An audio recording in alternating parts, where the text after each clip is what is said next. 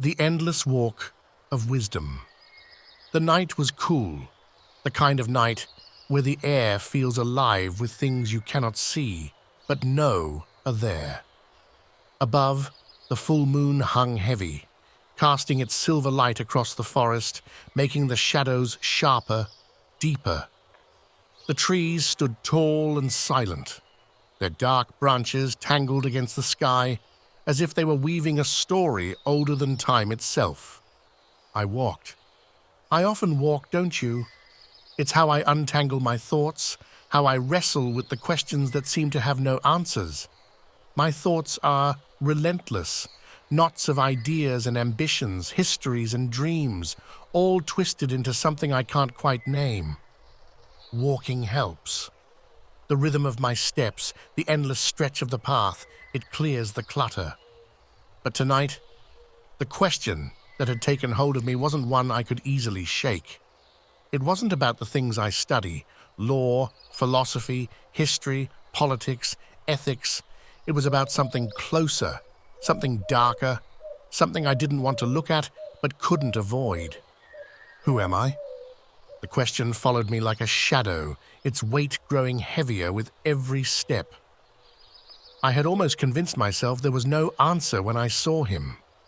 He was sitting beneath an ancient tree, its gnarled branches stretching like claws toward the moonlit sky.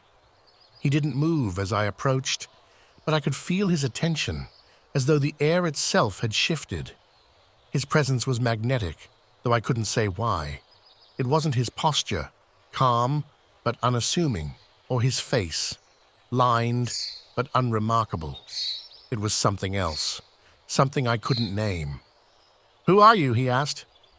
The question startled me. It wasn't just what he said, it was the way he said it. Quiet, deliberate, as though the words themselves carried an unseen weight. "I'm a student," I said automatically. "A student of law, philosophy, history." He raised a hand, stopping me mid-sentence. His faint smile was almost teasing, but his eyes were sharp, piercing, like he could see straight through me. "No," he said softly. "That's what you study, that's what you do. But who are you?" The distinction stopped me cold. I don't know," I admitted finally. His smile widened, though it didn't make him seem warmer.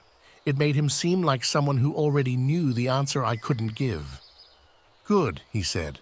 "Not knowing is the first step to wisdom. Tell me, are you the books you read, the choices you've made, the virtues you strive for? Or are you something else entirely?" His words hung in the air like the scent of rain before a storm. I wanted to answer, but no words came. "The unexamined life," he said, his voice softer now, "is not worth living." He gestured toward the trail ahead. "Walk," he said. "There's more to see." The forest grew darker as I walked on, the moonlight cutting through the trees in sharp, uneven beams. The path grew steeper, the trees thinning, until I found myself standing before the mouth of a cave. The firelight flickered from within, casting an eerie glow against the rocks. I stepped inside. The air was cold, heavy with silence, broken only by the crackle of the fire at the cave's center. Shadows danced on the walls, their shapes twisting into strange, shifting forms. Another figure stood near the flames, his gaze fixed on the shadows.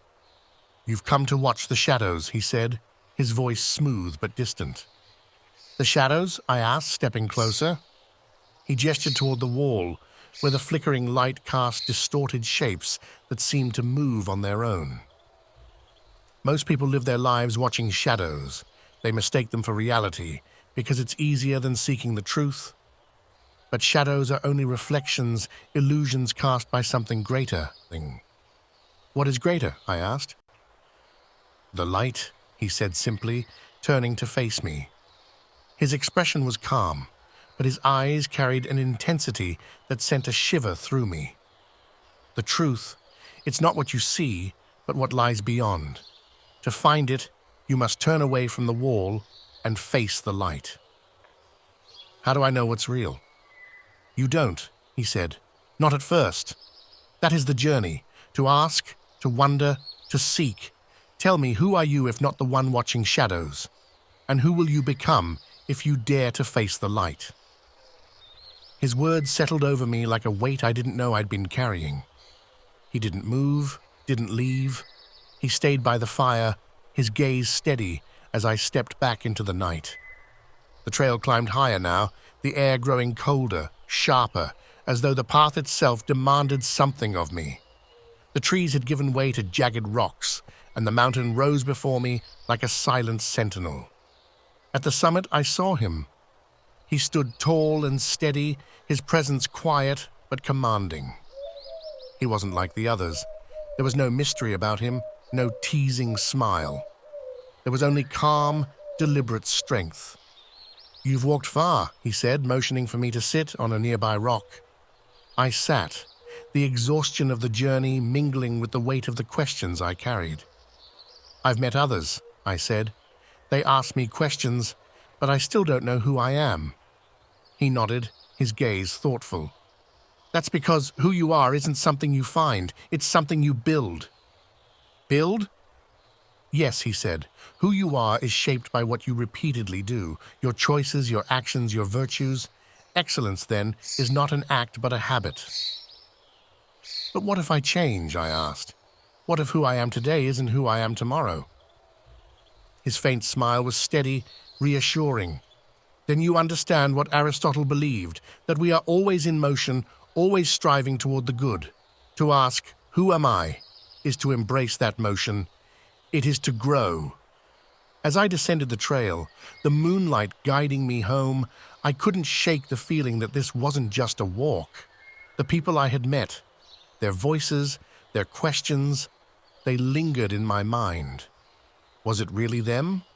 Or was it a conversation with myself, a reflection of the questions I carry within?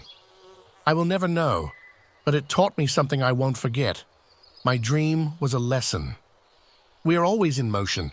We are always becoming. We are what we build. Those words and the questions they asked have stayed with me. They remind me that the walk doesn't end.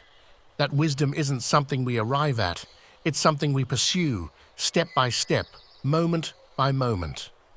It was a dream, yes, but dreams can guide reality, and this one has shaped mine.